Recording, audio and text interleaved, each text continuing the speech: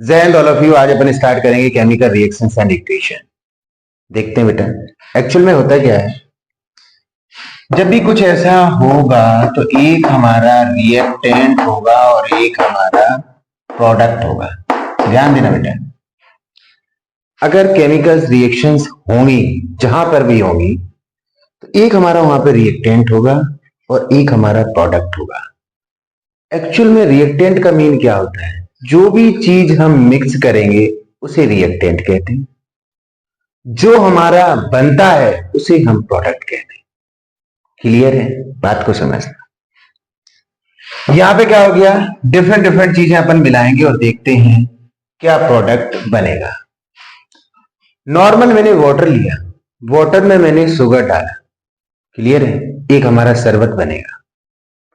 अब बात को समझना, इस वाटर को अगर मैं इवोपरेट कर दूं या वाटर को अगेन में फिजिकल प्रोसेस से निकाल दूं, शुगर मुझे वापस मिल जाएगा। तो ऐसा जो प्रोडक्ट बनेगा, ध्यान से सुनना, जो ये प्रोडक्ट तो बनेगा लेकिन एक्चुअल में क्या होगा, ये रिटर्न बैक हो जाएगा। मी जिस स्टेट में गया था उसी स्टेट में वापस आ जाएगा। इसको बोलते हैं बेटा फिजिकल चेंज। फर्स्ट देखना हमारा कौन सा होगा, फिजिकल चेंज। इसका मीनिंग समझना,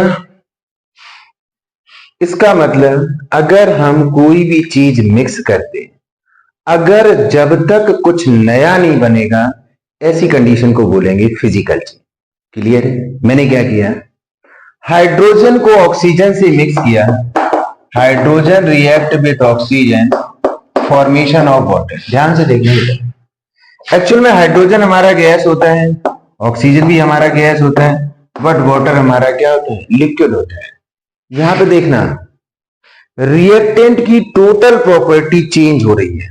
बात को समझना बेटा, रिएक्टेंट की टोटल प्रॉपर्टी चेंज हो रही है, जो प्रोडक्ट बन रहा है कंप्लीटली डिफरेंट बन रहा है। ओके, तो डेफिनेटली यहां पे जो चेंजेस है ये हमारा है केमिकल चेंजेस।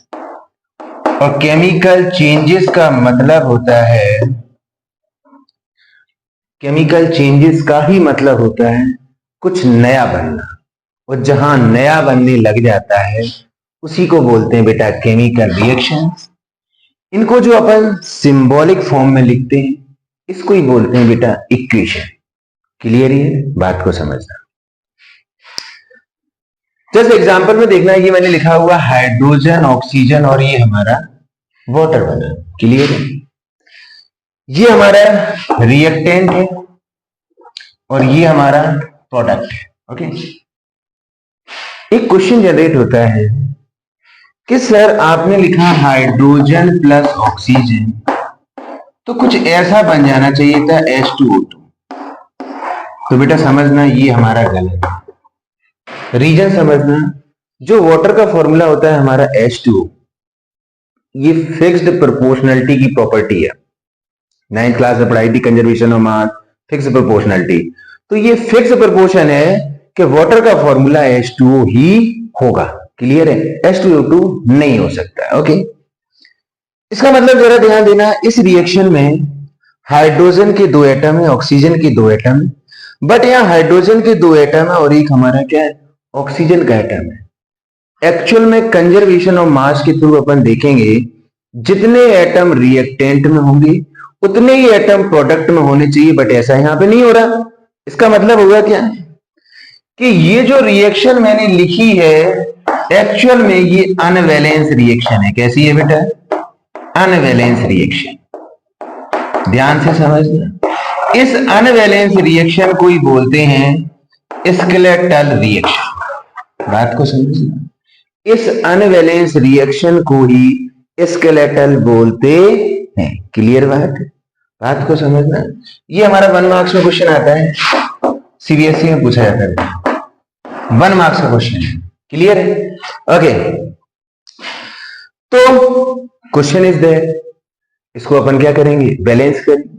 तो बैलेंसिंग के टाइम पे याद रखना, एक हमारा सराउंडिंग बेटा मेटल होते हैं, अगला हमारा होगा नॉन मेटल, अगला हमारा होगा हाइड्रोजन या ऑक्सीजन ले लो, नेक्स्ट हमारा होगा हाइड्रोजन। मींस जब भी हम केमिकल रिएक्शन को वैलेंस करेंगे सबसे पहले हमारा एक मेटल को वैलेंस करना होगा, फिर अपने नॉन मेटल को बैलेंस करेंगे, फिर हम ऑक्सीजन को बैलेंस करेंगे और फिर हम हाइड्रोजन को बैलेंस करेंगे। इस चीज को याद रखना। क्लियर है? सीक्वेंस देखते हैं।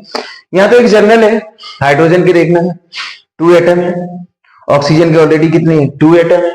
ये वाटर में देखना हाइड्रोजन 2 है बट ऑक्सीजन 1 है, तो मैंने क्या किया यहां पर मल्टीप्लाई 2 कर दिया। ध्यान से सुनना यार, अब हाइड्रोजन के यहां कितने हो गए 4 एटम हो गए, यहां पे ऑक्सीजन के कितने हो गए 2। तो जरा देखना यार, यहां पे मुझे हाइड्रोजन वैलेंस करने के लिए मल्टीप्लाई अपन 2 यूज कर देंगे। जैसे अपन मल्टीप्लाई 2 यूज करेंगे तो ये जो रिएक्शन है वो हमारी बैलेंस्ड हो जाएगी। अब ये कैसी है? Balanced reaction. बात को समझना।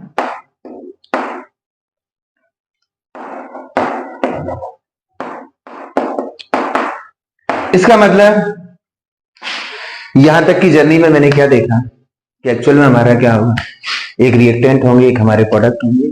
रिएक्टेंट में जो हम मिक्स करेंगे, अगर मिक्स करने के बाद कुछ नया बनता है तो definitely such type of changes हमारा क्या होगा, केमिकल चेंजेस होगा। अगर नया नहीं बनता है तो हमारा फिजिकल चेंज होगा।